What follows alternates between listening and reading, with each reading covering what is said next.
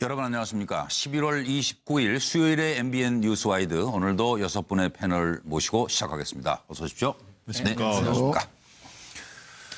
오늘 새벽 대한민국 청와대는 깨어 있었습니다. 모두가 잠든 새벽 3시 17분 북한은 기습적으로 대륙간 탄도미사일을 또 발사했습니다.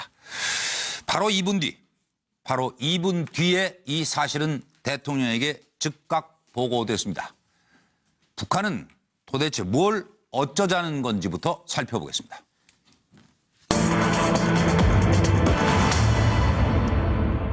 북한은 역대 최대 사거리의 미사일을 발사했습니다. 의도는 무엇일지, 그리고 북한의 2번이나 뒤통수를 맞은, 그리고 지금 격앙돼 있는 중국의 예상 대응도 말씀 부탁드리면서 상황을 설명해 드리겠습니다.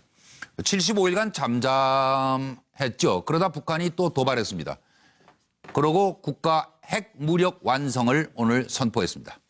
최대 고도는 4,475km로 사거리 950km 53분간 비행했다.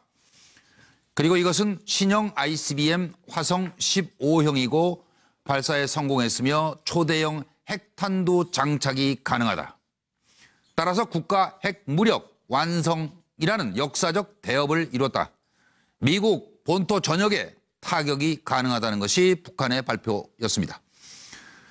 발사 신호는 우리 측에서 계속 파악 중이었고 대응 훈련까지 준비해 뒀습니다. 청와대는 미사일 발사 2분 만에 즉각 대통령에게 보고했고 문재인 대통령은 좌시하지 않을 것이다. 그리고 새벽 6시 긴급 NSC를 소집했습니다. 이낙연 총리는 북한의 교묘한 선택, 한국의 독자적 제재 검토가 필요하다는 의견입니다. 미국의 트럼프 대통령은 대북 정책 안 바뀌었다. 우리가 이 문제를 처리할 것이다 라고 얘기했습니다. 중국은 북한의 미사일 발사 행위에 대해 강력히 반대한다는 입장을 밝혔습니다. 들어보시죠. 새용의 대륙간 탄도로켓 시험 발사 성공! 대륙간 탄도로켓 화성 15형 무기 체계는 미국 본토 전역을 타격할 수 있는 초대형 중량급 핵탄두 장착이 가능한 대륙간 탄도로켓으로서 김정은 동지는 새용의 대륙간 탄도로켓 화성 15형의 성공적 발사를 지켜보시면서 오늘 비로소 국가 핵무력 완성의 역사적 대업, 로켓 강국 위협이 실현되었다고 긍지 높이 선포하시었다. 국민 여러분, 우리 정부는 북한의 도발에 단호히 대처하되 긴장이 격화되어 불행한 사태가 발생하지 않도록 상황을 관리해 나가겠습니다. 이번 도발은 미리 예고되었고 사전에 우리 정부에 의해 파악됐습니다. 대비 태세도 준비해 두었습니다. 국민들께서는 지나치게 불안해하거나 걱정하지 마시기 바랍니다. 북한 핵미사일 문제의 평화적 해결을 위한 정부의 노력을 성원해 주시고 단합된 모습을 보여주시기 바랍니다. 이상입니다. I will only tell you that we will take care of it. We have General Mattis in the room with us, and we've had a long discussion on it. It is a situation that we will handle. 노영희 변호사님부터 전체적으로 좀 한번 평가를 해주시죠. 지금 그 북한이 지금까지 쏘아올린 이 미사일 관련해가지고 예. 사실은 발사 장소랑 시간이 계속해서 바뀌고 있거든요. 네. 그 7월 4일에는 화성 14형을 9시 40분 정도 오전에 그렇게 예. 발사를 했었었는데 뭐 이번 같은 경우는 또 새벽 3시 17분에 발사하지 않았습니까? 미국이 낮 시간이라는 거죠. 네. 게다가 또 7월 달에는 밤 11시 넘어서 또 발사를 하기도 했거든요. 그렇죠. 그러니까 이런 것들을 보게 되면 기본적으로는 본인들에게 미사일 발사 능력이 있다라는 걸 과시하려고 하는 것이고 예. 또 실질적으로 그 한미 정보 그 관련해가지고 언제든지 그 노출을 피해서 자기네들이 어떤 능력을 가지고 있는지를 보여주면서 예. 그 미국의 요격 가능성 같은 것들을 우리는 언제든지 빠져나갈 수 있다. 이런 얘기를 한 것 같은데 더 중요한 건 네. 그러면서 중국을 약간 패스하고 미국하고 직접적으로 뭔가를 해보려는 시도를 계속해서 하고 있다라는 아, 맞아요. 게 중요한 것 같고요. 네. 이제 중국 입장에서 보자면 사실은 체면이 많이 구겨진 상태인 것 같고 예. 그래서 영향력을 회복하고 싶은데 아직까지는 별 뾰족한 수가 없는 것 같아요. 왜냐하면 오늘 새벽에 나온 이 발사에 대해서도 사실 오후 4시 넘어서 논평이 나왔거든요. 네. 그러니까 아마도 미국이 단독으로 제재하겠다라고 하는 것을 반대를 강력히 하면서 본인들이 북한에 대해서 어떠한 식의 영향력을 행사해서 좀 낯을 세울 수 있을까를 지금 연구하고 있는 게 아닌가 생각이 듭니다. 하여튼 좀 골치 아플 것 같아요. 그렇습니다. 네. 네. 뭐 저 김광덕 부장 먼저 하시죠. 네, 뭐 대부분 분석이 좀 비슷하겠지만 예. 어쨌든 이번 북한이 75일 만에 미사일 도발을 다시 한 거는 다목적 카드다. 네. 근데 너무 기니까 간단히 설명하겠습니다. 첫 예. 번째가 미국 본토를 우리가 타격할 수 있는 능력을 본격적으로 과시해서 이번에는 1만 킬로 정도 간다는 거 아닙니까? 예. 만약에 정상 각도로 발사하면. 그래서 워싱턴 DC까지 갈 수 있다는 걸 보여줌으로 인해서 예. 결국에는 협상으로 가기 위해서 능력을 최대로 과시하는 거고 협상을 통해서 체제 안전 보장을 받으려고 하는 거다. 예. 두 번째는 중국 제재에 대한 불만 표출이고 예. 세 번째는 최근에 한미 정상회담을 통해서 한미 공조를 이제 밝혔는데 예. 그거에 대한 테스트를 하는 의미가 있는 거고 네 번째는 북한 체제 내부의 결속을 도모하기 위한 이런 도발을 보입니다. 네. 예. 중국의 예상 대응은 중국의 예상 대응은 어떻게 중국은 참 이번에 특사로 갔을 때도 김정은이가 직접 만나주지 않고 예. 그런데 여기 도발까지 하니까 네. 참 이게 우리 한국에 대해서도 사드 보복도 하지만은 사드 보복 이상으로 네. 좀 북한을 좀 보복을 해야 되겠다. 그러니까 이거 하는 한번 해보자는 거예요. 뭐 네, 뭐야 그럴 것 이러면서 같아요. 네. 실제로 이 사드 보복도 좀 제한적으로 풀고 있습니다만은 북한에 대해서는 실제로 보복에 들어가서 예. 유엔 그 여러 제재를 더 강력하게 하면서 네. 뭐 국경에서의 무슨 북한으로 여행하는 것도 제한할 뿐만 아니라 예. 북한에서부터 오는 광물 수입이라든가 여러 네. 가지 섬유로 수입이라든가 이런 것들을 굉장히 제한하면서 또 금융적으로도 굉장히 북한 돈들이 또 중국의 은행에 지금 예치된 거 있지 않습니까? 예, 예, 맞아요. 이런 제재를 네. 확실하게 하려는 그런 네. 모습을 취할 거로 보입니다. 차명희 전 의원으로. 지금 제가 보기에는 미국은 특히 트럼프는 김정은이가 핵무기를 몇 개 얼마나 갖고 있는가 별로 신경 안 쓸 거예요. 예. 어차피 어떤 수단을 쓰든 김정은은 핵무기를 이제 만들 거고 네. 중요한 거는 미국이 신경 쓰는 건 뭐냐면 얼마나 김정은이가 도발을 해오느냐 이게 이제 중요하죠. 그러니까 어느 선까지 넘어오느냐. 그렇지 지난번에도 사실은 괌 주변 운운했기 때문에 맞아요. 상당히 미국이 이제 이 격분한 거죠. 예. 그래서 지금 아마 그런 그 미국의 의사를 그 김정은이가 읽었기 때문에 예. 이 쉽게 아마 미국에게 직접 도발을 못할 거예요. 하지만 지금 압박이 괴롭거든요. 네. 그래서 조금씩 진전할 거예요. 그래서 이번에 상당히 저는 무슨 뭐 몇 킬로미터짜리 뭐 4,500킬로미터를 위를 쏴가지고 1,000킬로미터 거리를 쐈다. 그래서 실제 미국 워싱턴을 때릴 수 있는 거리다. 이거보다 제가 볼 땐 더 중요한 건 뭐냐면 일본의 EEZ 배타적 경제 수역 구역 내에 떨어뜨린 게 되게 중요하다고요. 예. 이게 실제 뭐냐면 한 발 지금 김정은이가 약간 간 거예요. 지금 네. 사실은 공해상도 아니고. 근데 미국은 아마 그런 걸 보면서 올 테면 와봐라. 우리는 테이블 위에 모든 옵션이 있다. 지금은 우리가 경제적인 압박을 주로 외교적인 압박을 주로 하지만 네가 좀 더 가까이 오면 그때는 우리가 다른 옵션을 쓸 수도 있다. 네. 이런 이제 그 메시지를 지금 미국이 보내고 있는 거예요. 그래서 제가 볼 때는 아마 그래서 김정은도 상당히 지금 여러 가지 재면서 좀 빨리 좀 나 좀 봐줬으면 여기 이러는 거예요. 그래서 이 골프장에서 트럼프가 골프 치고 있는데 김정은이가 바깥에서 네. 꽝꽝 땡겨를 치고 있는 거예요. 안에 들어와서 떠들지 못하고. 네. 네. 좀 더 들어갔다가 쫓겨날까 봐. 그렇지. 잡혀가지고. 예, 지금 현재 그리고, 대치 상황은 이런 국면입니다. 그 중국은 뭐 어떻게 대응할 것 같아요? 중국은 사실 지금 이 상황에서 여기도 저 보였지만 중국은 없어요. 이제 이미. 아, 카드가 없다? 예, 중국은 없고. 예. 사실은 이제 미국과 북한 사이에서 적절하게 자기 스탠스를 취하는 것. 그러니까 북한을 압박하는 듯 하지만 북한의 괴멸은 원치 않는 그런 차원에서의 어떤 애매한 태도를 취하면서 괜히 애꿎은 한국만, 사드만 이게 하는 좀스러운 그런 태도를 보이고 있는 거죠. 네, 박상현 박사. 참 같이 논평을 하다가 여러 가지 일들 많이 봅니다만 오늘도 이상한데요. 저는 이 그림이 정말 마음에 듭니다.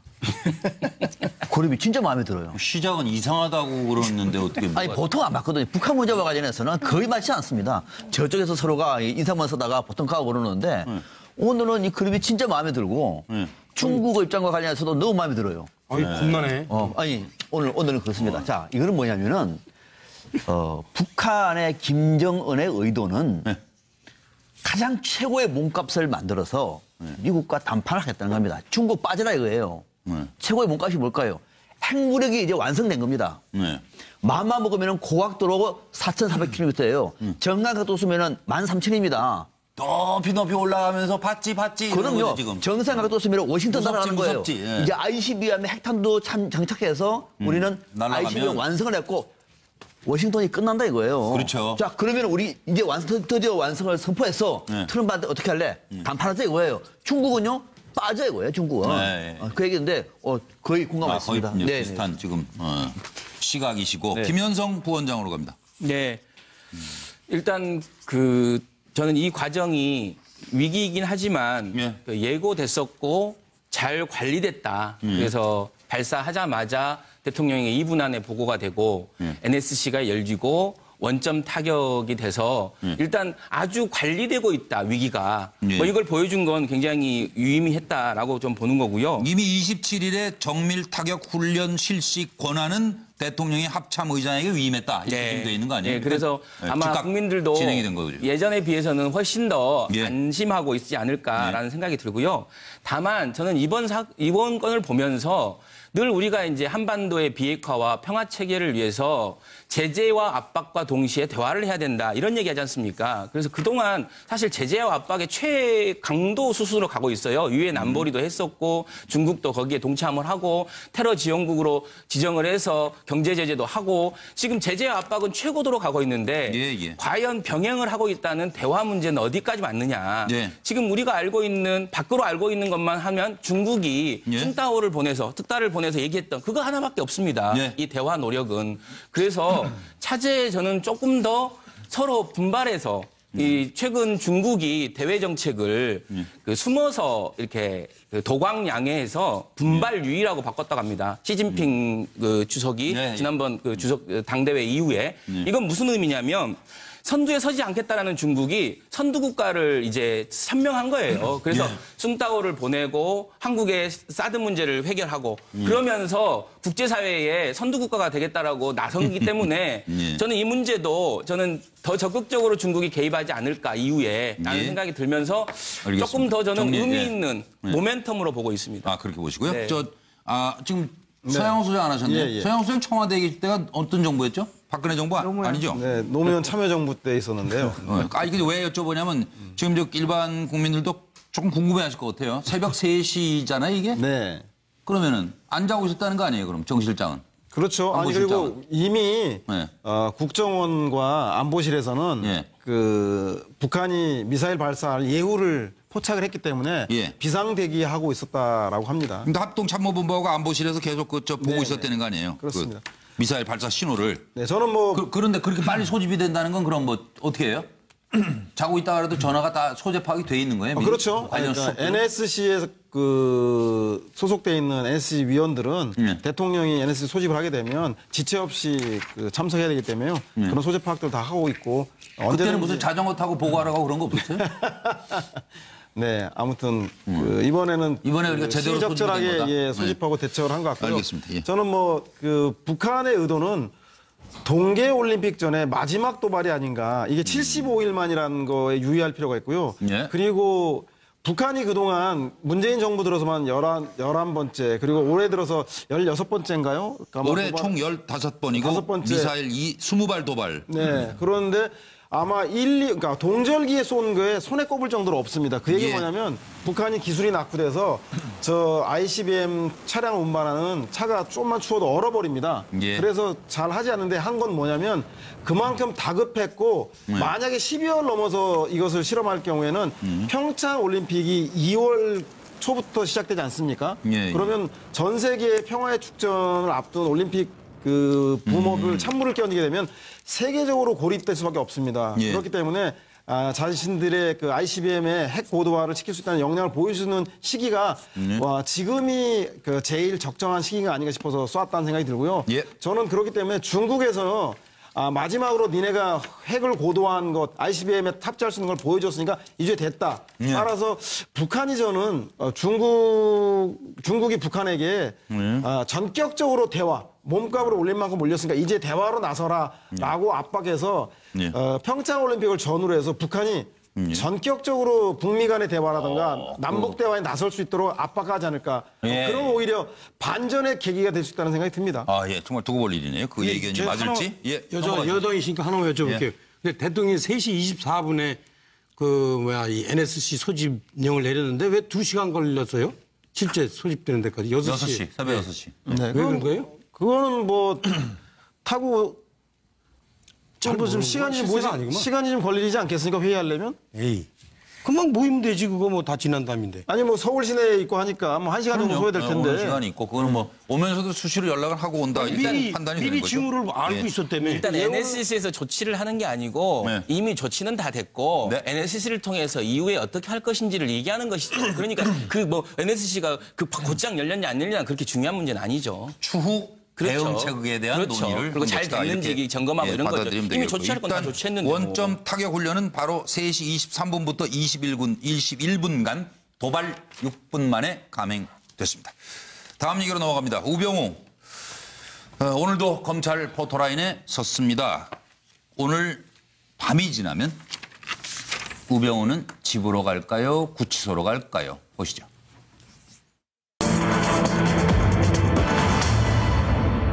우병우가 추명호의 비선 보고를 받았다. 이렇게 뭐 절친으로 알려진 최윤수 전 국정원 2차장이죠.가 진술했다. 시인했다는 얘기가 지금 나왔습니다.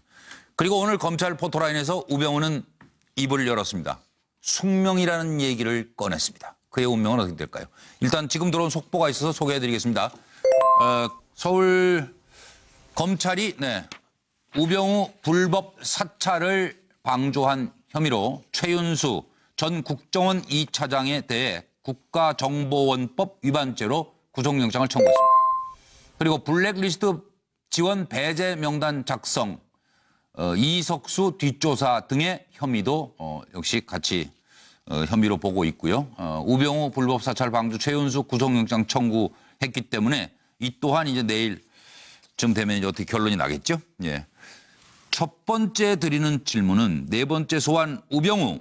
이게 숙명이라면 헤쳐나가는 것도 제 몫이다. 이 의미를 좀 짚어주시기 바랍니다. 국정농단의 마지막 거물이라고 불리고 있는 우병우는 과연 어떻게 될까요? 이게 숙명이라면 헤쳐나가는 것도 제 몫입니다. 하고 포토라인 네 번째 서서 입을 열어서 한 얘기입니다. 이거 좀 묘해요. 이게 숙명이라면 뭐 사진 찍히기가 숙명은 아닐 거고 헤쳐나가는 것도 좀 이상해요. 뭐 저 벌을 받을 게 있다면 그걸 감수하는 것도 제 몫이다 해야 되는데 아직도 헤쳐나갈 생각이 있는 모양이에요. 걸린 혐의가 하나둘이 아닙니다. 아들 꽃보직 특혜, 처가땅 특혜 매매, 불법 사찰 혐의, 블랙리스트 혐의, 공무원 인사, 부당 개입, 세월호 수사방해 등등 이루 열거하기가 바쁩니다. 이번엔 기필코 검찰은 구속영장을 청구하게 될까요?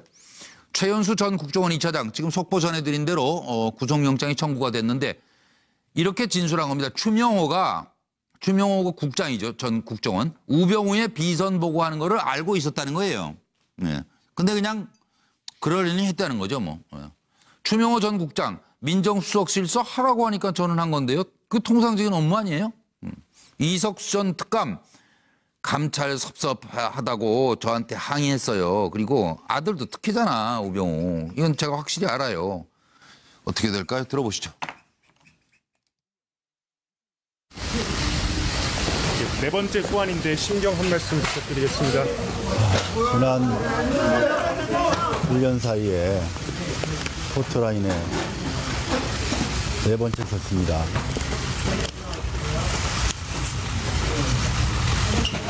이게 제 숙명이라면 받아들이고 또 헤쳐나가는 것도 제 몫이라고 생각합니다. 감사합니다. 들어가겠습니다. 불법 사찰 지시하시고 비선 보고 받았다는 혐의 인정하십니까? 이거 뭐 검찰에서 충분히 밝히겠습니다. 국정원의 이석순 특별감찰관 불법 사찰 지시하셨습니까? 고맙습니다. 들어갈게요. 고맙습니다. 잠깐만요. 지금 잠깐 나가는 동안에 한두 번 보니까 이것도 의견들이 다르시네요. 준비된 박상현 박사부터. 네. 어떻게 해석하셨어요? 이거는 이제 숙명이라고 하는 것 자체의 워딩이 쉬운 얘기가 아니거든요. 네. 상당히 정치 보복이다라고 하는 내용을 함축하고 있는 거예요. 정권이 바뀌었으니 내가 혼자 아무리 우겨본들 또는 주장해본들 안 되는구나. 큰 권력이 바뀌었으니 내한테도 결국 책임을 묻는구나. 숙명이다. 따라서 이번에 구속되겠네.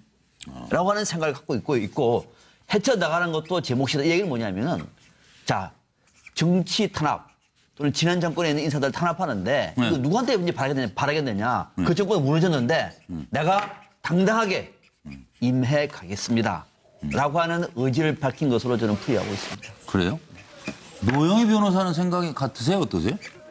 제가 얼마 전에 검찰 관계자를 만났는데 네. 이번이 마지막 승부다.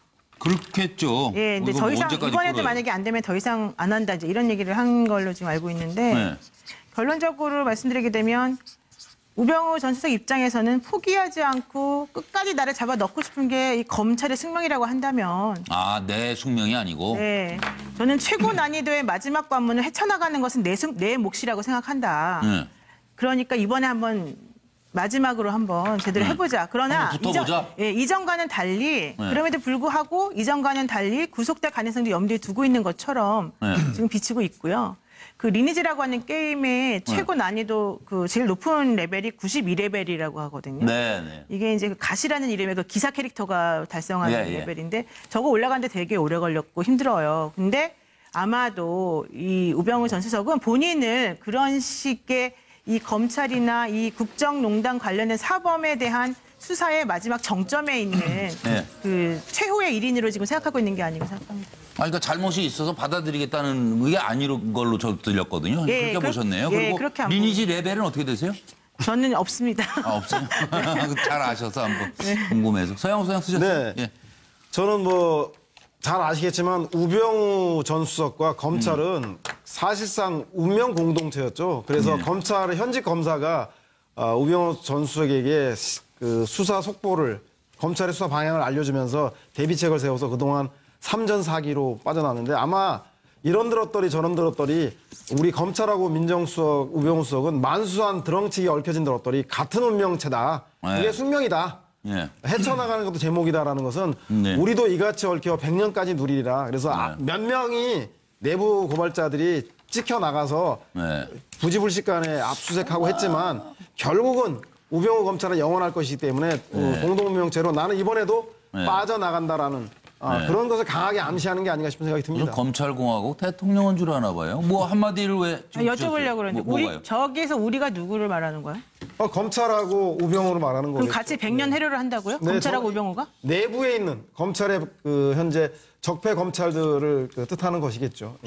그 정권만 바뀌면 또 우리 세상 온다? 네, 검찰이 우병우 라인이 있지 않습니까? 그래서 검찰 내에 존재하는 우병우 라인들은 정권은 유한하고 검찰은 무한하다라고 하는 믿음이 있는 것 같다는 생각이 듭니다. 그래요? 네. 뭐 정치부 기자 오래 하신 김광덕 부장은 제가 어떻게 보세요? 존경하는 서 소장님은 항상 서 소장님 분석에도 이제 100% 공감해 왔는데 이 부분은 조금 다른 것 같네요. 오늘 상당히 뉴스와이도 품위 있게들 하시네, 패널들이. 네. 그대로 이 국어상으로 그대로 해석을 한번 해드릴게요. 제가 느끼는 이게 숙명이라면 받아들이고라는 말이 일단 있게 이게라는 게 뭐냐? 구속을 뜻하는 겁니다. 지금까지 구속을 2번 피해왔고 지금까지 3번에 소환됐고 이번 4번째인데 구속을 뭔가 예감하고 있다? 구속이 숙명이라면 받아들이고라는 말은 이제는 그렇게 꼭 이제 정권이 이제 바뀌었다 이거죠.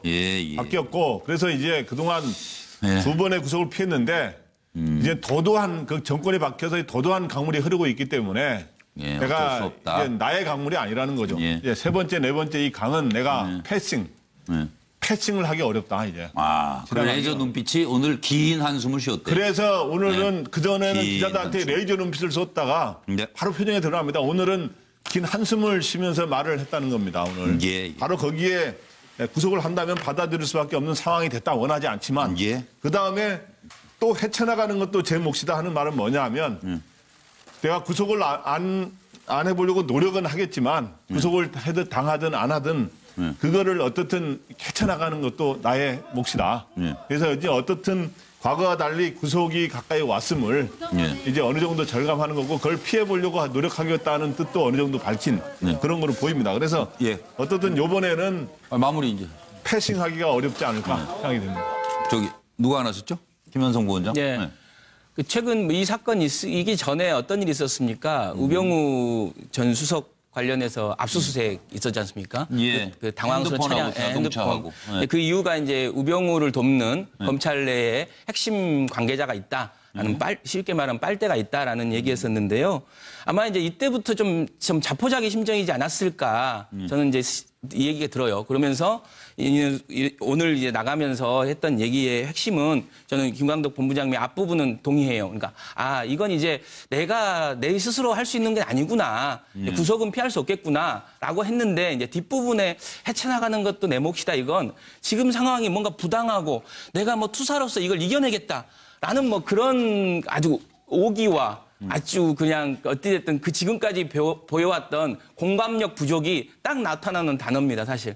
그러니까 수능의 자세는 아닌 것 같다는 생각이 들어서 지금. 흔쾌한 수능의 자세는 아닙니다. 그런데 저는 우병우 수석이 상당히 이번에 그 정치적으로 잘 대응한다 이런 생각이 들어요.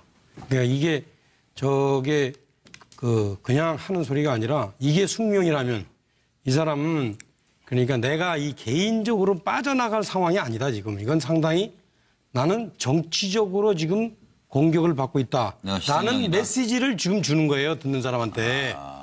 나중에 정치하겠네요 그러면? 그럴 것 같아요 이게. 그럴 것 같아요? 진짜로? 이미 상황을 정치적으로 판단하고 있잖아요. 이게 우리가 조금 이따 좀 생각해보세요. 최순실이는 엊그저께 어떻게 했어요? 사형시켜. 그냥 탁 퍼져가지고 날 사형시켜라 이러잖아요. 우병우는 안 그러잖아요. 그러니까 우병우가 사실은 좀 밉상이거든요. 그리고 박근혜 전 대통령 그 국정농단을 이게 지금 흘려보낸 그런 죄는 있지만 지금 딱 보니까 저 정치적으로 상당히 괜찮은데? 결연한데? 이게 보여지는 거예요. 그러니까 이 상황을 나는 이게 지금 정치적으로 지금 탄압받는 거다. 라는 거를 이게 숙명이라면 얘기한 거예요. 그러니까 진짜. 내가 잡혀갈 것 같다면 이게 아니에요, 이게. 그 정치부 기자 오래 하신 김광덕 기자님. 이게 아니라. 왜 꼭 걸어요, 누구를. 미안합니다. 좀 품있게 하세요. 죄송합니다. 존경하는 차명진 전 의원님. 그러니까 이게 품있게 하세요. 그러니까 내가 정치적으로 지금 이 탄압받는 유상이다라고 하면서 내가 헤쳐나가겠다. 이게 무슨 소리냐. 지난번에 처음 수사받을 때는 당당했잖아요. 근데 지금은 뭐냐면 탁 동정심을 유발하는 거예요, 이게. 그래서 내가 이게 힘들지만 내가 헤쳐나가겠습니다. 그래가지고 이게 그림이 뭐냐면 이게 착 지친 모습을 보이는 거예요, 일부러. 그래서 지금 3명의 특검을 거쳤잖아요. 근데 한 명이 지금 뒤에 박찬호 특검이 또 이제 오고 있잖아요. 특별수사본부가. 자, 이것까지 이제 내가 해야 되겠다. 내 지친 것 같아. 하지만 우리가 올드보이에서 보듯이 다 이기면서도 다 지친 표정을 한다고. 그래서 저는 만만치 않을 거다. 분석하고 그게 의견이 다르지 않은데 자꾸 남하고 같은 걸 찾아야지. 다른 점을 보려고 그러지 마세요. 가까이 잘 안 보여요. 열심히 들으세요. 똑같은 얘기를 하는데 뭘 다르다고. 그렇습니까? 다음 질문에서 또 하여튼 여러분 답이 궁금해지는데요. 최윤수 전 2차장이 추명호 국장이 우병우에게 비선 보고했다 이렇게 진술을 했어요. 이런 상황이었다면 우병우는 왜 계속 모른다 왜 최순실을 몰랐을까 하는 의문이 또 들어서 이걸 질문을 드리면서 준비된 자료 보고 오겠습니다. 추명호 국장이 비선 보고하는 거 알고도 묵인하셨습니까? 검찰 조사의 성실히 임하겠습니다. 사찰 내용 관련해서 우병우 전 수석과 무슨 내용 말하셨나요? 혹시 그 추명호 국장 비선 보고하는 거 알고 계셨어요? 상관이셨잖아요. 뭐 따로 보고받으신 거 있으십니까? 제가 하여튼 검찰에서 성실하게 조사를 받았습니다. 연일 국정원이 계속 뉴스에 나오고 있는데 그래도 또 이제 차장으로서 좀 하고 싶은 말씀 없으신지. 오늘은 뭐 특별히 더 드릴 말씀이 없습니다. 양해해 주십시오. 이제 조사한 후에 그래도 좀 최순실은 언제 하셨어요? 최순실 현재도 모릅니다. 현재도 모르신다고요? 예, 언론에서 봤습니다. 진짜 모릅니까? 예.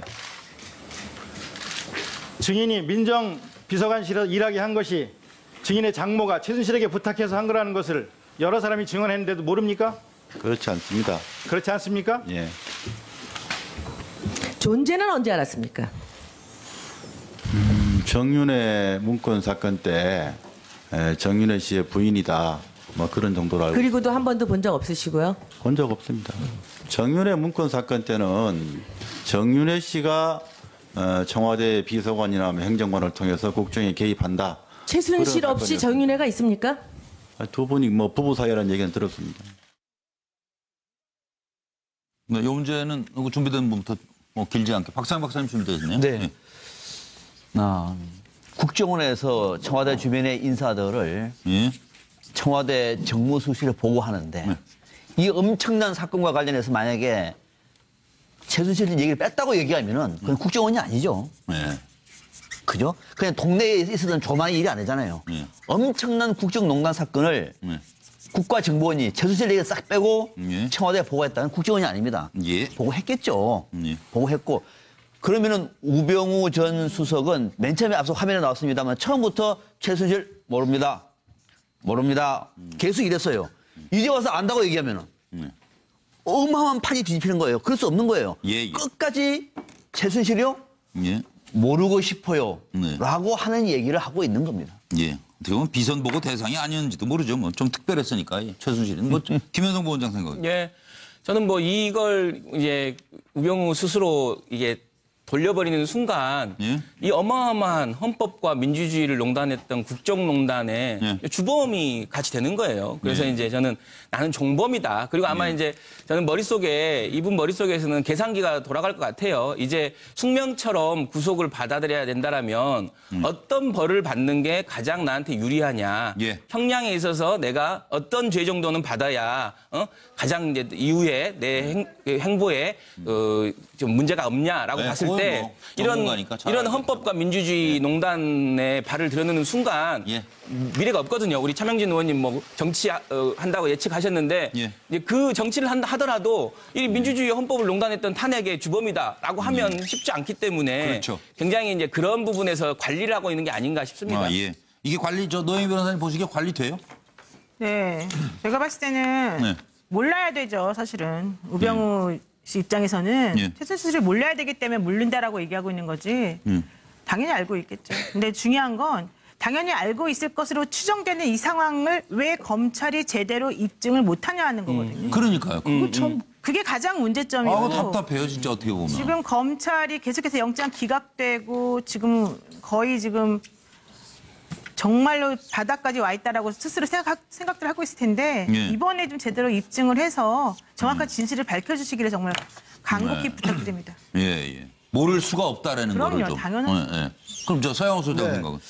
이게 좀 우리 많이 드러났지만 당시 우병우 전 수석이 청와대 민정수석으로 재직하는 동안 검찰과 국정원은 완전히 우병우 사단이 장악한 걸로도 알려져 있습니다. 특히 최윤수 전 국정원 2차장은 우병우 전 수석과 대학 동기이자 절친 아니겠습니까? 그리고 국장도 추명호 국장도 우병우 수석이 심은 우병우의 사람. 오죽하면 2차장한테 보고도 안 하고 그 우병우 수석에게 직접 보고했다라고 하는 이석수 감찰관 감시도 직접 했다는 거 아니겠습니까? 대한민국을 소나기에 다 잡고 있는 거예요. 대한민국 정부는. 그러니까 우병우 민정수석이 그 최순실의 존재를 모를 리가 없습니다. 그래서 오히려 우병우 전 수석에게 아랫사람, 차은태, 고영태 이런 사람들은 감시의 대상이지만 윗사람, 최순실은 심기를 보살피고 자기의 생사 여탈감을 진 사람, 상급자로 본 게 아닌가라는 의심을 할 수밖에 없는 상황인 것 같습니다. 따로 뭐 비선 보고하고 할 대상이 아니었던 것 같아요. 이게 같은 부류가 아니었던 것 같아요. 김광덕 부장은 어떻게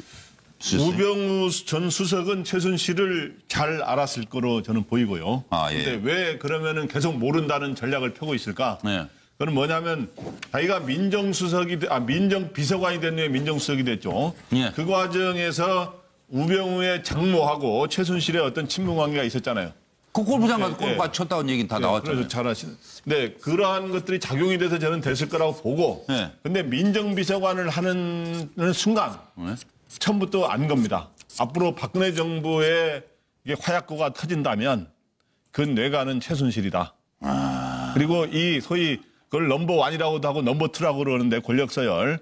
저는 박근혜 전 대통령이 당연히 넘버1이고 넘버2인 셈인데 이 넘버2에서부터 많은 박근혜 정부 최소한 정권이 끝난 뒤에는 문제가 터질 거 아닙니까? 그때 탄핵까지 예상은 못했겠지만. 그러니까 민정수석실에 앉아가지고 지진이 온다 이걸 모를 리는 없잖아요. 네, 그 말씀이죠, 그러니까. 네, 민정비서관 할 때 이미 박근혜 위험하다. 정부의 문제가 나중에 터질 때는 무조건 최순실로부터 시작된다. 그 뇌관은 최순실이다. 그걸 알았기 때문에 그때부터는 철저하게 관리 모드로 들어갔고 최순실과는 가급적 직접 연락하지 않고 모르는 거로 계속 그다음 전략이 폈기 때문에 현재 검찰에서도 쉽게 꼬리를 잘하는 사이인데 물적 쉽게 증거를 꼬리가 남길 잡히지 않고 있는 사람은 것이다. 저는 그렇게 보입니다. 대통령은 모른다고 안 했죠?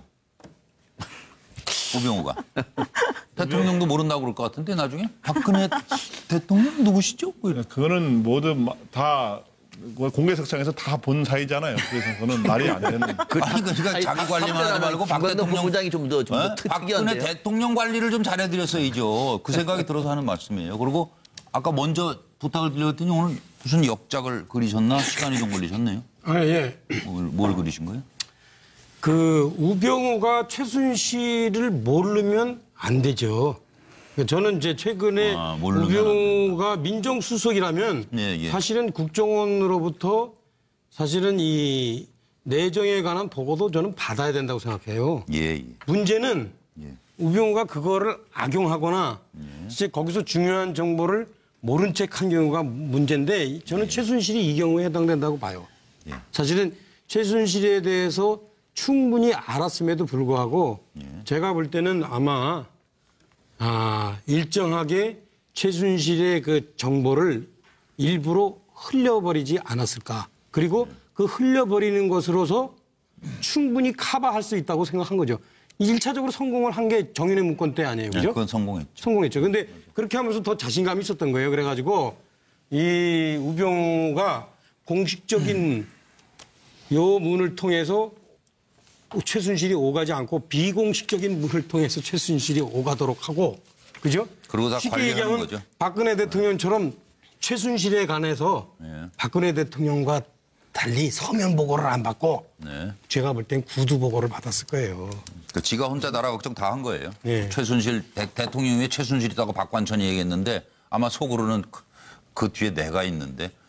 그리고 원래 그림 저희가 드린 거에는 모자는 없었는데 왜 씌우신 거예요, 모자를? 이제 공식문에 을 지키는 이제 경비, 우병우 책임, 요 공식문은. 근데 비공식문은 우병우 책임이 아니에요, 이게. 그냥, 붓 하나에도 그냥 넘어가는 게 없네요. 다 의미를 이렇게 담아주시니 감사합니다. 하여튼 근데 제가 볼 때는 알면서도 저렇게 흘리면서 제가 볼 때니까 국정농단의 원인 제공자는 최순실이지만 실제 이거를 국정농단을 실제적으로 모양을 만든 사람이 우병우 씨예요. 이게 자기가 이 정보를 분명히 알았으면 손을 썼어야죠. 그리고 국정원은 어떻게 할까? 지금 딱 한마디만 최윤수 말씀하십시오. 딱 한마디만. 그러니까 지금 우병우 전략을 보면은 우리가 지금 여러 가지 국정농단 사태를 보면서도 당시에 여러 사람들이 다 이렇게 석사 좀 망가진다고 하더라도 우병우 청와대 민정수석만 중심을 잡았다고 얘기하면 판이 이렇게 안 되지 않습니까? 그러려고 민정수석이 있는 거예요. 그러니까 그 민정수석인데 자기가 그래도 마지막까지 변호하기 위해서는 최순실을 몰랐다고 해야 되는 것이지 최순실을 알았다고 얘기하면 모든 판이 뒤집어지는 거는 감당을 못하는 거예요. 이제는 어차피 호랑이에 올라탄 겁니다. 끝까지 사진이 나와도 그저 아닙니다. 아마 이렇게밖에 할 수 없는 상황이 온 거예요. 추명호 지금 이제 조금 전에 속보로 전해드렸는데요. 서울중앙지검에서 최윤수 전 국정원 2차장 구속영장 청구했다는 말씀 드렸는데 제가 지금 드리고자 하는 말씀은 이걸 아무도 지적을 안 하셨는데 추명호가 무슨 국장 했는지 아시죠? 국익정보국장했습니다. 국익정보국장. 다시 봐도 이거 웃기잖아요. 국정원도 바꾼다니까 그 얘기는 잠깐 이따 해드릴 텐데 국익정보국장이에요. 타이틀이 국익정보국장을 한 건지 사익정보국장을 한 건지 도대체가 이것도 개명을 요하는 사안이 아닌가 싶습니다. 오늘 홍준표 대표 개명 얘기도 이따가 좀 하려고 합니다.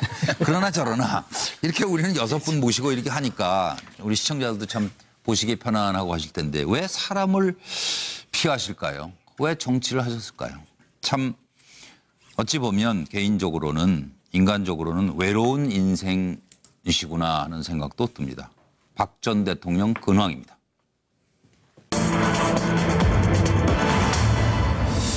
가족도 안 만나 변호인도 필요 없어 한 달간 외부인 접견이 0명이랍니다. 박 전 대통령의 의도된 단절인지 왜 이러시는 건지 좀 여러분 의견이 궁금해서 여쭤봅니다. 자, 면회, 접견 모두 거부하는 박 전 대통령. 박지만 형제도 있죠. 서양이, 박근영, 진동욱, 누님 언니 잘 지내시죠 할 텐데 구속 직후 방문하고 그때 만남이 불발된 이후로는 이제 아무도 안 만나는 게 가족도. 국선 변호인단은 지금 뭐 선정이 됐는데 한 번도 접견을 못하고 편지 한 번 보냈는데 안 만나겠다고 그러고 계속 그다음에 이제 대답이 없으니까 요청은 계속할 것이다. 3차례 편지로 접견 요청을 했지만 처음 접견 거부하고 뭐 그다음에 답장도 없으신 것 같아요.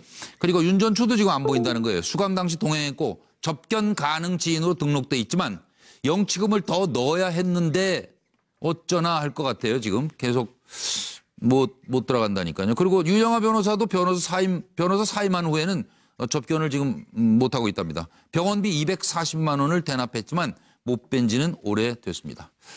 사실은요, 구치소장이 거듭된 설득을 했답니다. 네, 이건 MBN 어제 단독 보도로 보내드린 내용인데 이미 설명하지 않았어요?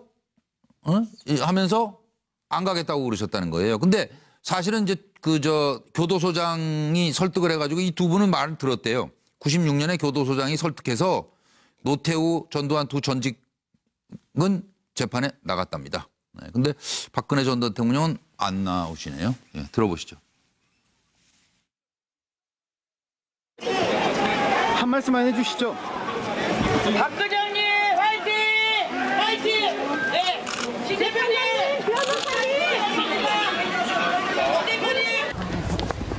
입장을 바꿔놓고 내가 여쭤볼게. 형님이 이러시면 어떠시겠어요? 잘 좀 오해 같은 거 밝혀지기를 바랄 뿐이죠. 예. 그래서 구치소에 계신 박근혜 대통령님, 전 대통령님하고는 연락을 좀 취하셨어요? 전혀. 네, 그럴 수 있으면 좋지만 여러 가지 심정도 좀 이렇게 정리하시고 그런 시간을 드려야죠. 면회 가서 무슨 드릴 말씀이 있겠습니까? 그냥 울다가만 나올 건데 그런 시간이라도 우리가 뺏지 말고 마음 편안하게 해드려야죠. 평소에 이런 일 있기 훨씬 전부터 부신 기능 저하증에 많이 시달리고 계셨으니까 잘 치료받으실 수 있었으면 하는 게 저의 소망이죠. 박지만 씨도 오늘 본청 오시나요? 그건 잘 모르겠습니다. 오고 싶어도 이렇게 기자님들이 이렇게 하시니까 여기에 엄두가 안 나서 오고 싶어도 못 오지 않나 저는 그런 생각을 하고 있습니다. 누님의 그런 건강과 그런 평온한 마음을 유지하실 수 있도록 하려고 부쩍 애를 쓰고 있다는 건 그건 알고 있습니다. 근데 얼마 전에 다녀왔는데 여전히 뭐냐면 대통령께서는 처음과 마찬가지로 연애 관련 일체를 거절하는 걸 풀지 않으셨어요. 여전히 그게 유지되고 있더라고. 그러니까 만날 길이 없지요. 제가 다녀왔죠. 왜냐하면 그게 풀렸을 거라고 생각하지 않았지만 한 번 더 확인하러 갑니다. 오늘 무슨 일로 오셨습니까? 못 잡고 그냥 오셨습니까? 변호인단에 합류하신 거 맞습니까? 자, 어떤 말씀 나셨습니까? 오늘 무슨 말씀 나오셨어요?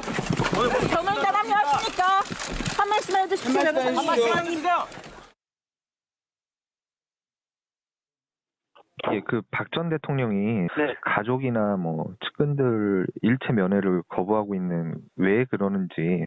일단은 박근혜 전 대통령은 원래 본인의 성향이 그렇게 사람들을 갖다 주로 많이 만나는 성향은 아니셨어요. 예. 그리고 만약에 대인관계를 통해서 어떤 위로를 갖다 많이 찾는 성향도 아니셨고요. 그리고 나서는 현재 본인의 입장에서 가장 지금은 남들한테 보여주고 싶지 않은 상황이잖아요. 예. 그렇기 때문에 어떤 자신의 현재 모습을 갖다 가급적 드러내지 않고자 하는 부분도 충분히 있게 되는 거고요. 예.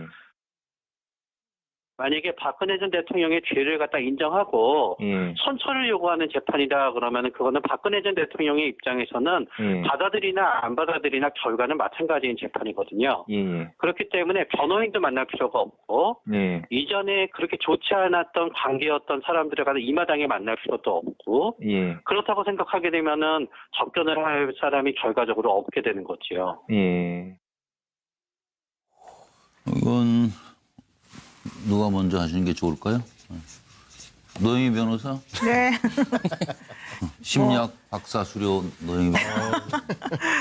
기본적으로 우리가 그 구치소나 이런 곳에 수감되어 계신 분들은 그 외부인을 만나는 이유가 있거든요. 첫 번째는 소식이 궁금해서 그분들을 만나는 경우가 있고요. 그다음에 정서적 안정감을 위해서 만나는 경우가 있고 또 정말 사랑하는 사람을 보고 싶어서 순수하게 그런 마음이 있고 또 하나는 재판의 진행 상황 같은 것들을 알고 싶어서 결과나 이런 것들에 대한 정보를 얻고 싶어서 사실은 접견을 하게 되는데 박근혜 전 대통령 입장에서는 현재 재판 결과가 너무 예상이 된다. 당신들이 더 이상 나에게 해줄 수 있는 게 하나도 없다. 이런 마음을 지금 가지고 계시기 때문에 그런 상황에서 내가 굳이 당신들을 만나서 나의 현재 이런 여러 가지 좋지 않은 모습을 보이면서까지 구차하게 피곤하게 살고 싶지 않다. 이런 뜻을 가지고 계신 게 아닌가 생각이 듭니다. 그래도 인간적으로 저렇게 혼자 긴 시간 하루를 이틀을 한 달을 보내는 거는 쉬운 건 아닌데요. 제가 봤을 때는 자존심인 것 같아요. 박근혜 전 대통령을 견디게 하는 거는 그러니까요. 자존심, 키워드, 핵심 키워드는 자존심이죠. 자긍심, 자존심. 김현성 부원장으로 갈까요? 예. 박 대통령님이 어떤 분이십니까? 그 아버님 돌아가시고 나서 한 몇십 년을 견뎌오신 분이시거든요. 저는 이제 이런 추측은 되더라고요. 그게 뭐냐면 저는 큰 일을 겪거나 큰 병을 겪은 사람들이 어떻게 그것을 수용하는지가 5단계로 심리학에서 얘기를 해요. 그러니까 이제 부정하는 단계가 있어요. 아, 나는 아니야. 내가 그런 죄를 졌겠어? 라고 했을 거예요. 그리고 이제 분노하는 거죠. 아, 왜 나한테만 이러냐? 그러면서 계속 거부하는 거죠. 그리고 적당히 타협하고 아, 그래, 내가 했을 수도 있어. 그렇지만 좀 이렇게 하자. 근데 그런 심리를 보이다가 다시 우울해지는 거예요. 그러다가 수용을 하거든요. 저는 그렇게 봤을 때 지금 우울 단계이신 거예요. 그러니까 이 상황, 그러니까 거부하고 부정하고 분노하고 싸워봤지만 지금 이제 그게 이제 자기가 포기하는 단계, 그 기간을 가고 있는 게 아닌가. 그래서 어느 순간 저는 박 대통령이 해왔던 그런 어떤 기질과 그분의 어떤 성향을 봤을 때는 어느 순간 갑자기 수용해버릴 수도 있겠다라는 생각을 좀 듭니다. 박상용. 네. 김영성 부원장하고 생각이 비슷한데 지금 박근혜 전 대통령 입장에서는 그동안에 도와줬던 조력을 했던 변호사들까지 다 물렸잖아요. 다시 말하면은 재판, 사법적인 판단은 게임이 끝났다고 보고 있는 거예요. 게임이 끝난 겁니다. 그리고 그에 대해서 요즘에는 또 국정원 특활비를 어디 썼는 문제가 또 초비에 관심사가 되고 있어요. 갈수록 최선이에요. 자, 사법적인 판단은 대충 답이 나와 있고 변호사들은 아무 도움도 안 됐고 뭐 국선 변호인 만날 필요가 없는 거죠. 자, 그러면은 박근혜 전 대통령은 사법투쟁, 사법적인 문제가 아니라 정치투쟁으로 지금 가고 있는 겁니다. 구속돼서 사실상의 정치적인 농성을 하고 있는 것이다. 그렇기 때문에 아무 만날 필요가 없는 거죠. 그게 가고 있는 겁니다. 그것이 농성이다. 그렇습니다. 김광덕 부장님. 지금 말씀하신 것처럼 박근혜 전 대통령 상황이 갈수록 첩첩산중 사면초가의 상황으로 가고 있어요. 그동안에 여러 가지 이제 국정농단, 직권 남용, 여러 가지 이제 뭐 뇌물수수 이런 게 나온 상황에서 최근 특활비까지 나오는 이런 상황이거든요. 이런 상황에서 그동안 이제 법리 투쟁을 통해서 뭔가 해보려는 거는 이제 사실상 더 이상 해볼 방법이 없고 이제 정치 투쟁의 일환으로 이제 재판을 거부하고 있는데 그렇게 하기 위해서 할 수 있는 방법을 택한 게 결국에는 몇몇 9년이라고 불교에서 말하는 그거를 지금 생각하는 거 아닌가.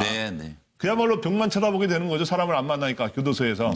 근데 몇몇 9년을 제가 보기에 할 수 있는 상황은 아닌 것 같고 일단 지난 12, 한 달 동안이 그랬다니까 11월 동안에다가 12월 내년 설 전에 한 석 달 동안은 최소한 하지 않을까. 면벽 3월, 3개월. 이렇게 하면서 여러 가지 또 자기를 돌아보고 또 앞으로의 또 다른 전략을 구사하지 않을까. 그러니까 단식을 지금 할 수는 없는 상황이거든요.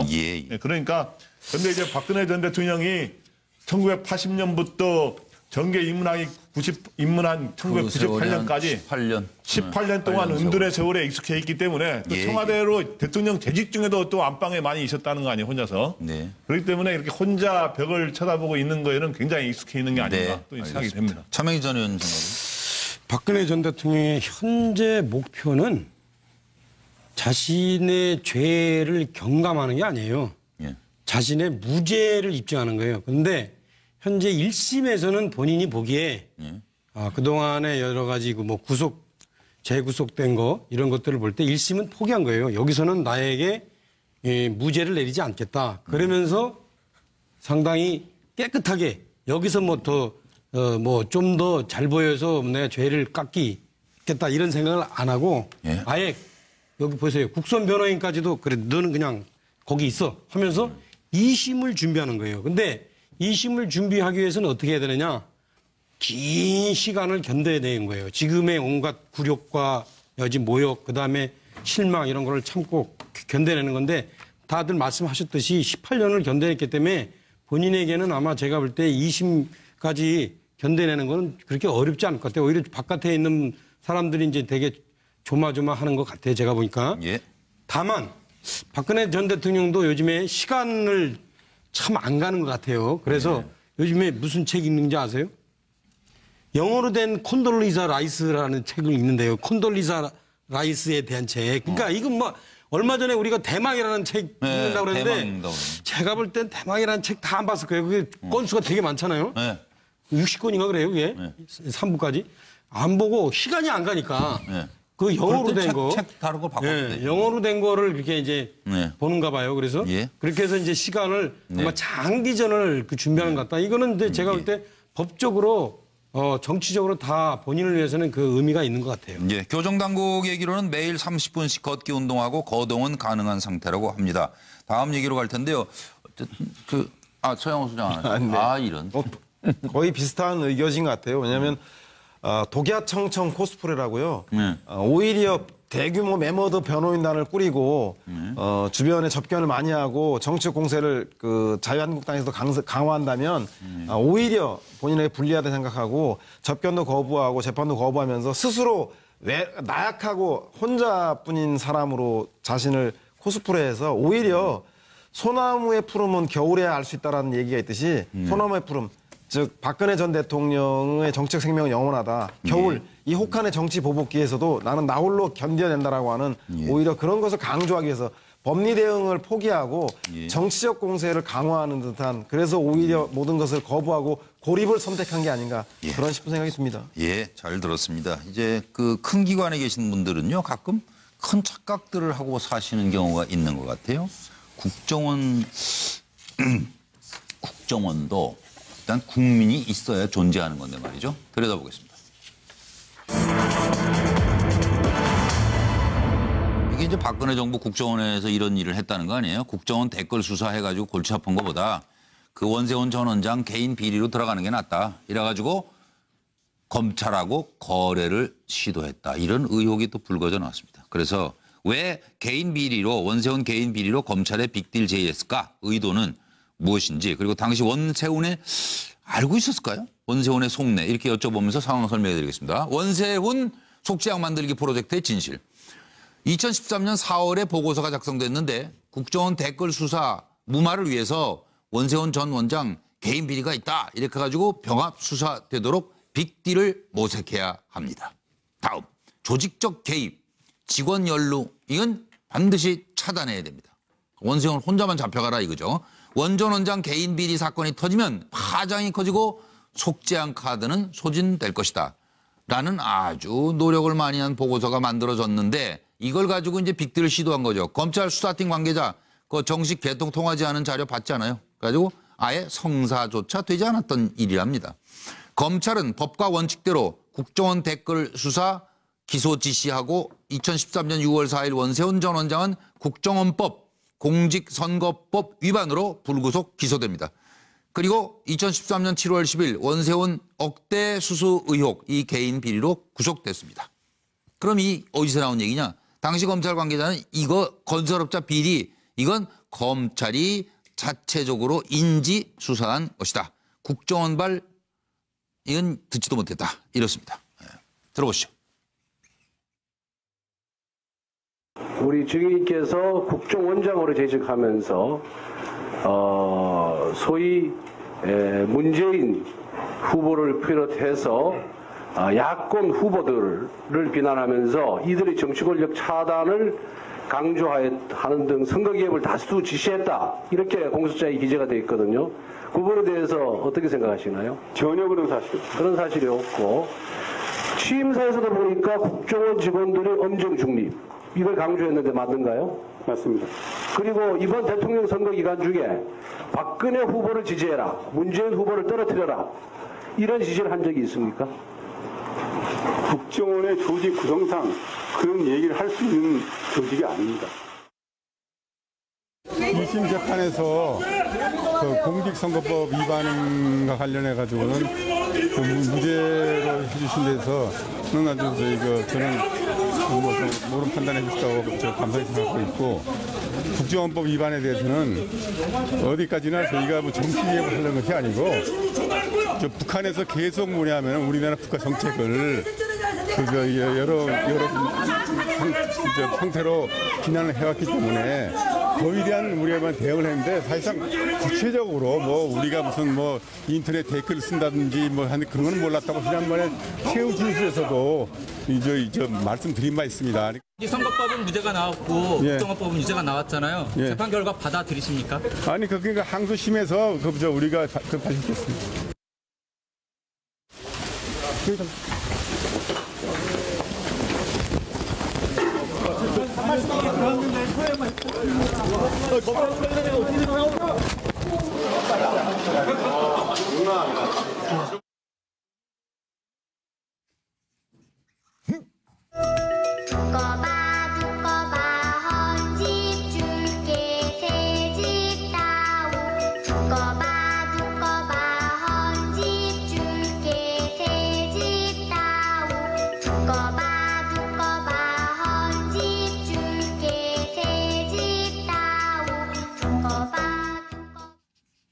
일단 저 박상호 박사 먼저 쓰셨네요. 네.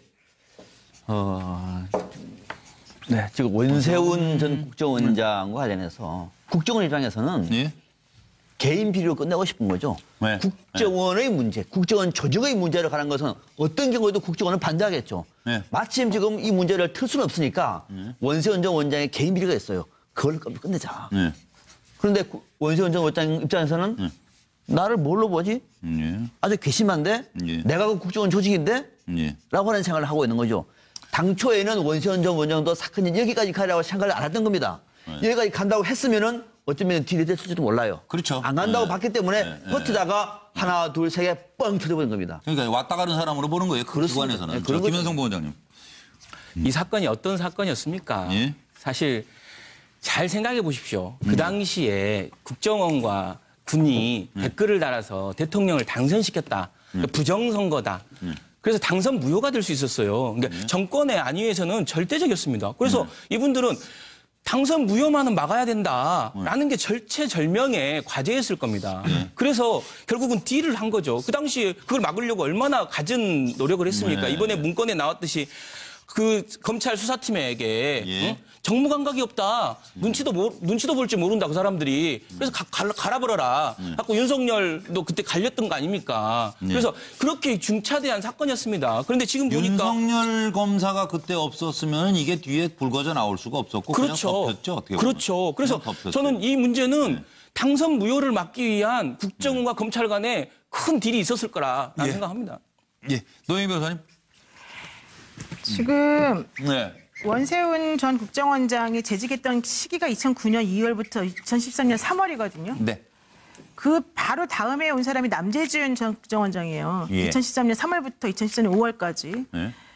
그리고 그 당시 검찰총장이 최동욱 총장 아니었습니까? 네, 맞아요. 검찰에 딜했지만 최동욱 총장 라인에서 다 이게 거절당한 거잖아요. 그래서 저 최동욱 네, 혼외자서 얘기가 터트린 거 아니에요? 네. 결론적으로 자살폭탄 테러를 시도했으나 결과적으로는 다 무산되고 현재까지 이제 오게 된 셈이어서 국정원이라는 조직이 얼마나 무섭고 허망한 조직인가 하는 것을 지금 느끼게 됩니다. 그 허망함을 좀 미리 좀 알았으면 좋았을 텐데 모르니까 저런 일 하는 거죠. 뭐 서양호 소장 하셨어요? 네, 국정원은 국가안보하고 국가정보 빼놓고는 뭐든지 하는 데인 것 같습니다. 그거 두 개만 못하고 다 잘하는 것 같은데 과연 국정원이 이런 일을 했는가에 대해서 의아할 정도인데요. 아마 국정원의 속내는 원세훈을 넣을 테니까 국정원은 빼달라고 한 것은 국정원을 위해서 원세훈이 희생해라 라고 하는 의도라고 볼지 모르지만 원세훈 입장에서 보면 박근혜 정부를 위해서 이명박 정부가 희생해라라고 들려서 아마 결코 수용할 수 없지 않았나 싶은 생각이 듭니다. 근데 뭐 다 지금 뭐 이 절이 전부 다 엮여가지고 김광덕 부장. 저는 한마디로 이거를 요약하자면 심장은 지킨데 심장 일부는 내줄 수 있다는 전략으로 보입니다. 그런 비장. 그러니까 심장이 없으면 완전히 이게 멎어버리잖아요. 생명이 이제 끝나버리는데 심장의 일부를 내줘도 목숨은 건지는 수가 있잖아요. 잘 관리를 하면. 그런 전략인데 뭐냐면 심장은 뭐냐.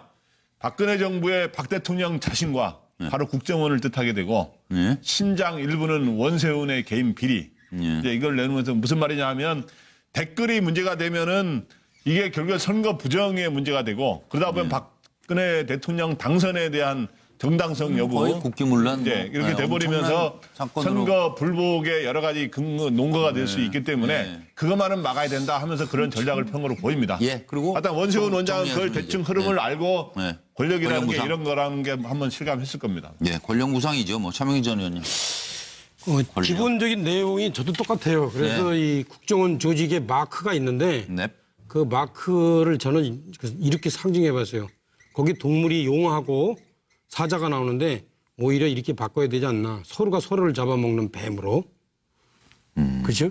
무서워요. 근데 참 이런 사례가 사실은 우리가 본 첩보 영화에 많이 나와요. 본 시리즈 아세요? 본 슈프림, 본 프라이머시? 계속 그 뭐 속편이 나오잖아요. 거기서가 이제 그 주제가 뭐냐면 그 조직을 살리기 위해서 꼭 하나를 그 조직이 불편한 임무를 맡긴 사람을 희생시키잖아요. 제거시키잖아요. 근데 잘 안 희생이 안 되더라고요. 거기 버티는데 이제 원세훈 원장은 어떻게 되는가? 지금 저기서 버티는 건가? 아니면 야 이거 내가 그래도 원장이었는데 아니면은 자기가 그래도 조직의 원장이었으니까 내가 그럼 다 뒤집어 씻게 하는 건가?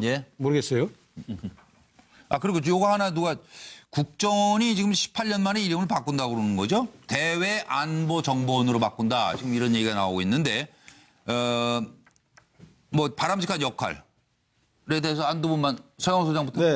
원래 국정원이 대선 때는 항상 국정원 조직을 축소하겠다라고 하는 것을 공약으로 내겁니다. 그런데 국정원이 매번 대통령 독대할 때마다 세 가지 보고를 하게 됩니다. 하나는 북한에 대한 정보, 아무도 모르는. 두 번째가 자신의 정적, 경쟁자에 대한 야당에 대한 정보. 세 번째가 측근, 자신이 하늘같이 믿는 측근에 대한 그 보고를 하면서 그동안 대통령들이 나는 장님으로 살았구나 라고 하는 정도로 대통령들이 권력을 잡으면 국정원 축소가 유야무야 되곤 했습니다. 그동안 국정원이 한국 현대사에서 어떤 역할을 했는지 볼 때 차라리 경찰청 산하에 대외안보정보원으로 바꿔서 충격적인 그 개편을 해서 국정원 없이도 우리나라가 어떻게 돌아가는지 한번 보여준다면 국정원이 새롭게 더 필요한 것인지 아닌지 알 수 있지 않을까. 충격요법이 필요한 시점인 것 같다는 생각이 듭니다. 방송해 봅시다. 아이고 서영호 소장님 아주 굉장히 화를 많이 내시네요. 경찰청 산하 뭐 설마 그게 원하는 말은 아니고 그만큼 혹독한 비판하고 계시는데 이번에 국정원 TF팀에서 만들어냈던 국가정보원의 위상은 저는 상당히 방향을 잘 잡았습니다. 세계 국제 안보와 관련되어 있는 요람으로 만들라. 제목도 대외안보정보원입니다. 다시 말하면은 전 세계 북한 정보를 총람할 수 있는 최고의 요람으로 만드는 것이 필요합니다. 그렇게 해서 미국도 북한 정보를 알 때 대한민국 대외안보정보원을 통해서 일본도 마찬가지죠. 그래서 다른 데는 몰라도 대한민국의 대외안보정보원의 대북 정보통만큼 믿을 수 있는 세계 최고의 정보의 요람으로 만들라라고 하는 부탁을 좀 드리고 싶습니다. 제가 지금 안 하려고 그랬는데요. 저도 한마디만 하면 이 칼은 칼잡이한테 줘야지 그 엄한 다른 사람한테 주면 안 돼요. 간첩 잡는 거는 국정원한테 줘야 돼요. 그러니까 지금 국정원이 전공이었잖아요. 그럼요. 국정원이 지금 문제가 된 거는 간첩 잡는 것을 하는 게 아니라 국내 정치에 눈을 돌려서 관심을 가지고 거기에 작업을 했기 때문에 그런 거예요. 우리가 그동안 오래 그렇게 해왔잖아요. 해외 청통기관은 그러지도 않았는 예, 거예요. 그렇죠. 그렇죠. CIA 보세요. 예. 그런 거 아니에요. 그런 역할을 떼어내야지. 만약에 경찰청에게 간첩 잡는 일을 맡긴다? 그럼 경찰청이 기본적으로 하는 게 국내 치안을 담당하는데 이거하고 섞여버리면서. 저 서영호 소장 그냥 아이디어니까. 예. 아니, 그러니까 상당히 그런 얘기가 지금 여당에서 있는데 아주 위험한 생각이다. 위험한 생각이다. 아니, 간첩이 많습니까? 간첩 조작을 많이 했습니까? 국정원이. 그런 정도로 특단의 조치가 필요하다는 것이 국민들의 분노니까 그걸 잘 알고 과감하게 혁신해야 한다 이런 뜻을. 앞으로 잘하는 얘기죠. 그러면 그러니까 여태까지 잘못했다고 그럼 또 잘못하라고 그러면 안 되지. 김학덕 부장. 이름을 바꾸는 거는 뭐 항상 할 수가 있는 거예요. 근데 이름이 바뀌게 되면 그 전에 처음에 중앙정보부에서 안기부, 그다음에 국정원 거쳐서 대외안보정보원으로 바뀌는데 제가 이걸 보면서 줄임말로 하면 뭐로 해야 되느냐. 대정원으로 해야 되느냐, 안정원으로 해야 되느냐, 대안정원으로 해야 되느냐. 정원은 정원인데 가든이 아닙니다. 근데 어떤 걸 해야 되냐 이런 의문이 하나 생기고. 근데 분명하게 근데 이름을 바꿔도 중요한 거는 이름 바꾸는 게 중요한 게 아니라 제대로 된 역할을 하는 게 중요한 건데 바람직한 역할을 아까 말했지만 북한에 관해서는 역시 이 대정원, 안정원이 최고다. 이런 소리를 들을 수 있고 해외 그리고 산업정보에서도 상당히 훌륭한 일을 한다. 이런 소리를 들을 수 있는 어떤 정보원이 됐으면 좋겠습니다. 이름값 제대로 해 주십시오 하는 말씀을 드리면서 어쩌다가 문재인 대통령이 내란죄를 범했다는 얘기가 나와요? 예? 현직 대한민국 국회 부의장 입에서 이런 말씀이 왜 나오는 건가요?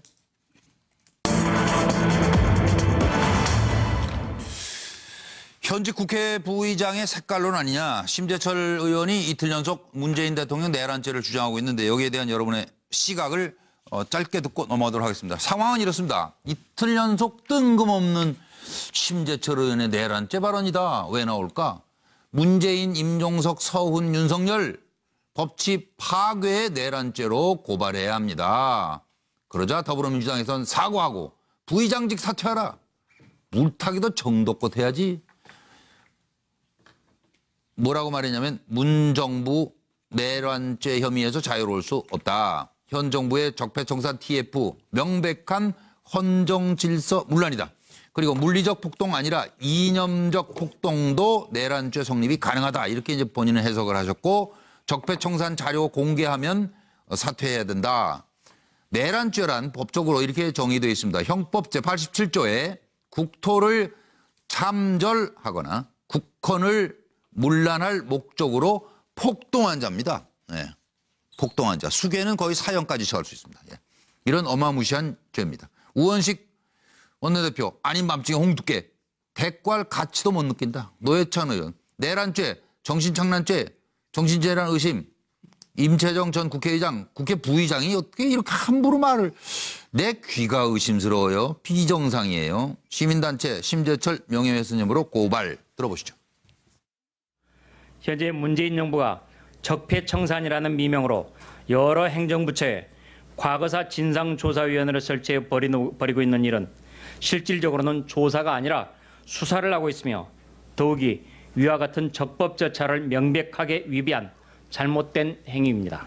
문재인 대통령과 임종석 비서실장, 서훈 국정원장과 윤석열 서울중앙지검장을 법치 파괴의 내란죄와 국가기밀 누설죄 등으로 형사 고발해야 합니다. 문재인 정부의 지난 6개월 동안의 행적이 내란죄의 혐의에서 자유로울 수 없는 이유는 다음과 같습니다. 헌법 가치를 무시해 국가 정체성을 위태롭게 하는 것이 바로 국헌 문란, 즉 국가 헌법 질서를 어지럽히는 것입니다. 더불어민주당과 청와대가 자유민주주의와 자유시장 경제 질서를 위태롭게 한다고 하면 지난 집권 6개월 동안에 전개된 일련의 과정에서 두드러지고 있습니다. 물리적인 폭동이 아니라 소위 기능적인 폭동으로도 국가 질서를 마비시키는 것이 매우 쉬운 상황이 됐습니다. 아닌 밤에 홍두깨라고 심재철 국회 부의장이 어제 문재인 대통령을 내란죄로 고발해야 한다는 막말을 했습니다. 솔직히 대꾸할 가치를 느끼지 못합니다. 이런 분이 국회 부의장이라는 사실이 같은 국회의원으로서 부끄러움이 느껴집니다. 네, 이건 짧게 차명진 전 의원부터. 제가 한국당은 일단 말이 없는 것 같아요. 이 부분에 대해서. 좀 곤란할까 그런데 제가 초등학교 1학년 때 그 도로 앞에 처음 나가보고 그 트럭이 지나가는데 땅이 흔들린 걸 보고서 엄마한테 엄마 지진이야 그랬던 기억이 나요. 근데 이게 지금 심재철 기억력도 부의장께서 이 바퀴벌레 한 마리 보고 괴물이다 그러시는데 그게 조금 초등학교 1학년도 아니시고 하여튼 형님 죄송합니다. 예. 개인적인 얘기를 방송에서 하시면 어떻게 해요? 못 들은 걸로 하겠습니다. 박상영 비판하실 때는 따끈하게 비판하셔야 되는 거지 무슨 형님이 왜 나오고 그러니까. 방금 심재철 국회 부의장의 이제 해명을 들어보니까 어떻게 대한민국의 국회 부의장으로서 저 정도의 말씀을 진짜 저렇게 하시는 것인가 아니면은 이거 억지 개변을 하시는 것인가를 따져서 비판할 저는 가치도 없다고 봅니다. 한마디로 말하면은 저는 요즘에 그 TV 개그 프로에 아무 말 대잔치가 있습니다. 그냥 뭐 아무 말 대잔치 수준으로 저는 이해하고 있습니다. 김현성 부원장님. 사실 제과 가치가 별로 저도 느껴지진 않는데요. 요즘 젊은 사람들 사이에서 이제 관심 받고 싶어하는 사람을 뭐 이르는 말이 있습니다. 관땡이라고. 저는 그렇게밖에 생각되지 않고 전 이런 말이 생각나더라고요. 아 정치를 외면한 국민들의 가장 큰 죄는 가장 저질스러운 인간에게 지배당하는 것이다. 이 말로 마무리하겠습니다. 네, 알겠습니다. 노영희 변호사님. 사실 이제 이분의 발언에 대해서 뜬금없다, 부적절하다 이런 말씀하시는 분들이 사실 상당히 많은데요. 이런 식의 반응은 상당히 초조하고 수세에 몰렸을 때 나오는 전형적인 반응이에요. 그러니까 이게 뜬금없는 게 아니에요, 사실은. 그래서 많이 초조해 있다. 그럼요. 이미. 지금 이 상황에 대해서 많이 힘들어하고 있다라고 하는 그 반증이라고 할 수 있겠죠. 예, 알겠습니다. 서영호 소장. 네. 보수 쪽이 색깔론을 들고 나올 때는 또 선거가 다가왔구나. 지금 내년 지방선거 그렇긴 하네요. 선거가 또 오네요. 이길 수 있는 건 뭐 생활이든 자치든 이런 거 전혀 할 수 없기 때문에 진영 대결로 아마 보수층을 결집하기 위해서 그러는데 국민들이 용서할까 모르겠습니다. 때가 오고 있고 초조하다 이런 지금 분석들이 좋고. 김광석 부장 생각은? 예, 초조하고 그래서 저 알아주세요 하면서 이렇게 오버 발언을 한 것 같습니다. 해도 근데 오버 발언을 하면은 사람들이 수용을 안 하죠. 해도 너무 오버했기 때문에 이런 거고 어쨌든 본인은 뭐 적폐청산 방식의 문제를 제기하기 위해서 이런 말을 한 모양인데 어쨌든 이런 식으로 하면은 오히려 전혀 누가 설득을 당할 수가 없습니다. 이런 때일수록 냉정하고 차분해져라 하는 말인 것 같은데요. 홍준표 대표 뭘 꼭 말씀하셔야 돼요. 제가 볼 때는 일말의 진실이 있는 것 같은데 왜냐하면 그 조사위 하는 사람들이 그 비밀 문건을 다 그냥 막 열어보고 나중에 무슨 뭐 비밀인가를 받긴 했다는데. 그건 뭐 일말의 진실 지금 이 얘기하고는 다르고 법적으로 문제가 있는 거는 얼마든지 법정에서 지적할 수 있죠. 그거는 상대 측이 있으니까. 그래서 내란죄는 아니지 않습니까? 그러니까 지금 이제 홍준표 대표는 어쨌든 위험한 승부수를 던지는 것 같은데 점입가경입니다. 원래 이름은 홍판표였다고 합니다. 보시죠. 제가 일단 판넬부터 보여드리고 질문은 이렇습니다. 왜 갑자기 홍판표에서 홍준표로 개명 권유한 사람 얘기를 꺼냈을까?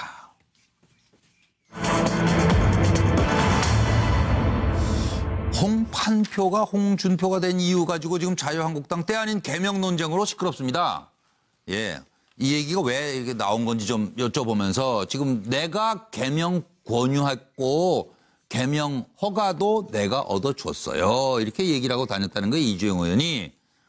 그러니까 홍준표 대표가 무슨 소리야. 청주지법 윤영호 법원장님 덕에 개명을 했다니까요. 아니 저녁을 같이 먹다가 개명하라고 하셔서 이제 물어보니까 역술가가 똑같은 뜻이다. 준자. 그걸 써라. 판자 대신에. 그래서 내가 준표가 된 겁니다. 이렇게 이제 자세히 올리셨어요.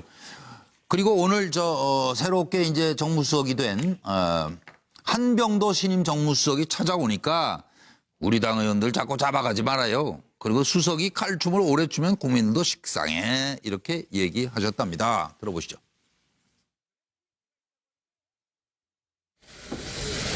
대표께서 이 한과몰 다하고 당내 갈등을 유발하고 깊이에 민망한 표현을 하시는데 말씀을 신중하게 하실 것을 간곡히 당드립니다. 주말 이틀 동안 대표께서 페이스북에 올린 글을 보면은 대표께서 원내대표 경선에 개입한다는 오해를 불러일으킬 수 있는 소지가 있습니다. 개파를 없앤다면서 갈등을 야기할 수 있는 말씀을 하시는 것은 자기 모순이기에 유감입니다. 국회에서 상대방 여당이 그리고 정권이 있지도 않은 일을 가지고 당대표를 그렇게 모략하고 음해하는데 이를 나서서 방어하는 우리 당내 인사를 제가 보지를 못했습니다.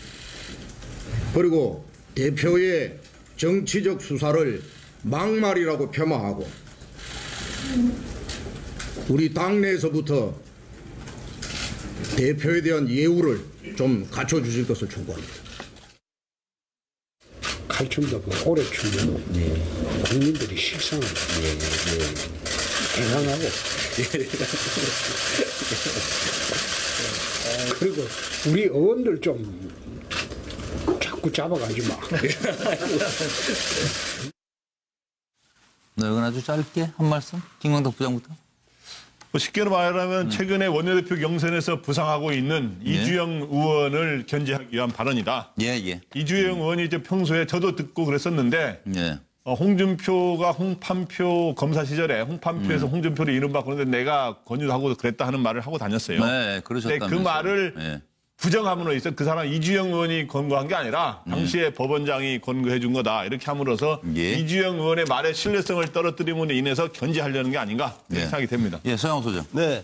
홍판표가 홍준표가 되었다고 친박이 비박되겠냐. 다가오는 원내대표 선수의 이주영이든 홍문표든 친박 원내대표는 절대 불가하다라는 얘기를 하고 싶었던 거 아닌가 싶은 생각이 듭니다. 네, 노영희 변호사님. 오늘 홍준표 대표가 나는 품격이 없다. 정치는 품격으로 하는 게 아니다. 이런 발언을 하셨다고 하는데요. 오늘 그랬대요. 또. 네, 저는 이런 식의 뭐 이름 개명과 관련된 얘기를 하시는 것 자체가 품격 없는 양심 고백이다라고 생각합니다. 이 84년도에 개명은 정말 거의 불가능했었어요. 지금하고 완전 다르거든요. 그렇죠. 법원장이 해야 된다. 네, 근데 이걸 경선에 나와 있는 이주영 의원에 대한 반경용 카드로 사용했다는 것 자체도 제가 보기엔 좀 타당하지 않고 정말 품격이 없으신 것 같아요. 네, 이주영 의원도 그렇게 오늘 공격을 또 했네요. 김현성 부장님. 저는 뭐 길게 얘기하기보다는 저는 홍 대표님께 딱 한 가지만 당부드리고 싶습니다. 사람들하고 정치를 하셔야 됩니다. 바퀴벌레, 기생충, 고름, 암덩어리 이분들하고는 절대 정치할 수 없지 않습니까? 그래서 당분간 사람들로 표현하시고 함께 당하신 분들한테 어떻게 그런 표현을 쓰십니까? 그래서 아무튼 사람들하고 같이 정치하는 것이다라고 얘기드리고 싶습니다. 박상현 박사로. 지금 이 논쟁의 배경에는 지금 자유한국당의 원내대표 경선 구도가 있는 거죠. 네, 그것 때문에 그러는 그렇죠. 거죠. 원내대표 경선은 지금 친홍과 친박의 싸움으로 좀 대결되고 있지 않습니까? 그런데 이주영 의원이 나와서 자꾸 홍준표 대표와 친한 척하고 그러니까 뭐 개명 얘기하면서 직접 이렇게 얘기하는 겁니다. 이주영 의원한테 나하고 친한 척 좀 그만하세요. 라고 하는 얘기를 하기 위해서 개명과 관련되어 있는 그동안의 실체를 밝힌 겁니다. 알겠습니다. 이주영 의원은 원내대표 하지 않았었나요? 안 했습니다. 안 했어요? 나오기만 여러 번. 한 번 나가서 떨어졌는데. 당대표에도 나가셨었고. 제가 돌아가면 또 항의 전화 받을지 모르겠는데 홍준표 대표하고 박근혜 대통령하고 공통점이 있어요. 제가 옆에서 지켜보면. 이 자기 권력에 대한 독점욕이 상당히 강해요. 그래서 누가 조금이라도 좀 이렇게 가까이 오면 되게 다 내쳐요. 네. 이게. 근데 박근혜 대표는 자기 아버지 백 때문에 그게 오래 갔다고요. 근데 홍준표 대표는 본인에게 돕고 다니잖아요. 그래서 상당히 피곤하실 거예요, 아마. 어쨌든 부끄럽지 않은 정당들을 좀 만들어주길 바라면서 오늘 마치겠습니다. 6분 수고 많으셨고요. 시청해주신 여러분 고맙습니다. 안녕히 계십시오. 감사합니다.